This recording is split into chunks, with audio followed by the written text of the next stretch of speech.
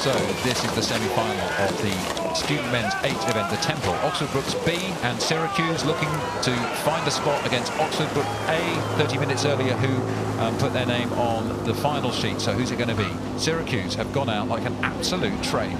Yeah, they have, and they've got a very distinctive setup in their boat. They've got a double bucket in the middle from seats 2 to 3, 4 to 5, both rowers on both sides. As you can see when we get a bit closer, it's a very unique setup visually. Yeah, so visually you'd expect normally to see alternate kind of left and right side oars here, but as you said, the double bucket is kind of got two.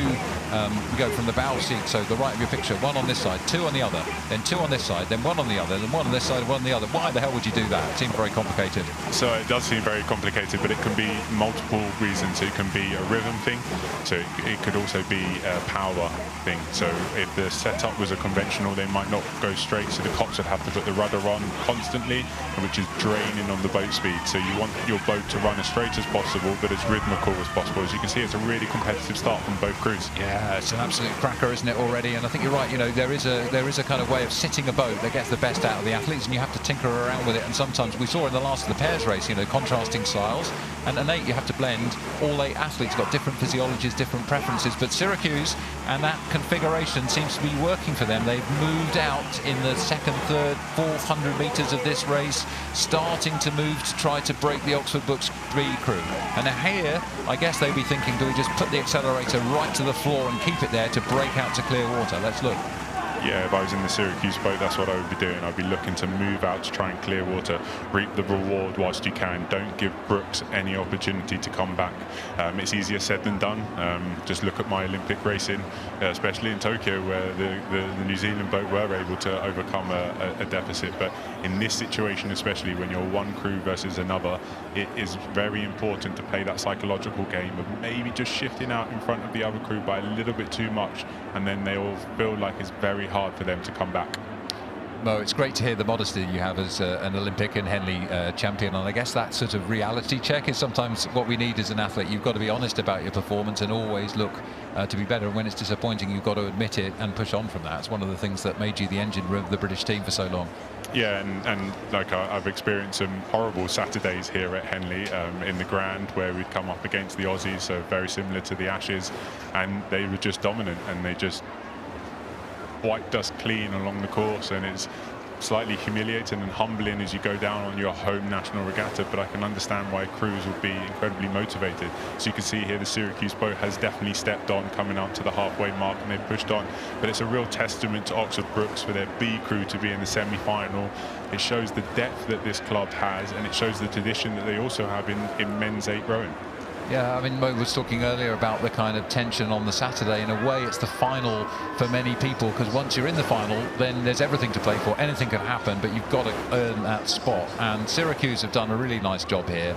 I think they did. They kept the pedal to the metal a little bit longer than they might otherwise have done, just to break into clear water lead over Oxford Brookes, and now we can see that they're sort of easing back a little bit. So they are wanting to make sure they make no mistakes.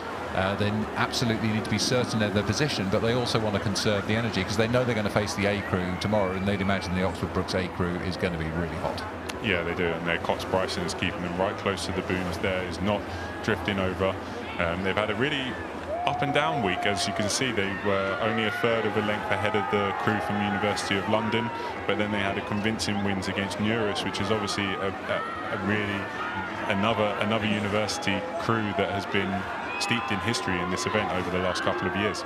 Yeah, just looking here, Mo, they're quite close to the booms here, and that means they're kind of a bit more out into the middle of the river. Here at Henley, we are racing against the stream, and I guess if you feel there's a bit of stream here and a bit of a headwind, you might want to be a little bit towards the other bank, but it's not troubling them at this point. Here's Brookes B, feeling the pressure now. You can see through gritted teeth Jordan Irving sitting in the stroke seat trying to drive his men on, but they know now that they've lost contact, they've lost visual contact.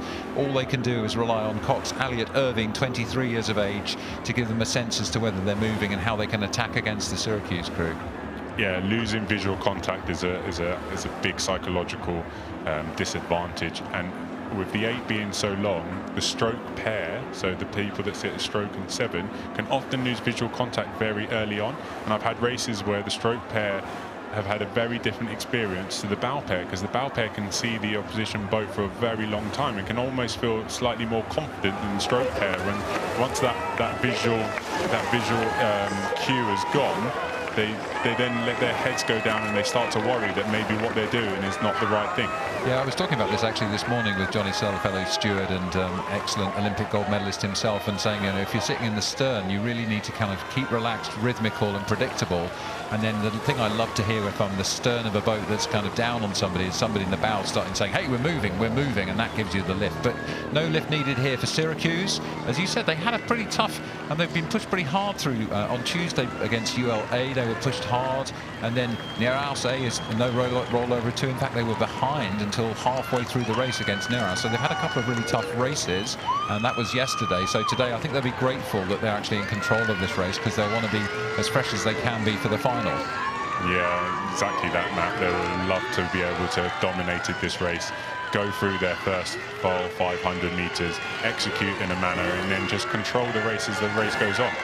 So looking at the stewards enclosure crowd here, Syracuse from the USA are ready to take that place in the final tomorrow.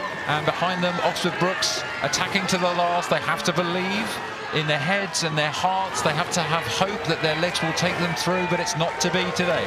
The A crew from Oxford Brookes booked their spot, and now here comes Syracuse. So the final tomorrow will be Syracuse USA and Oxford Brookes A.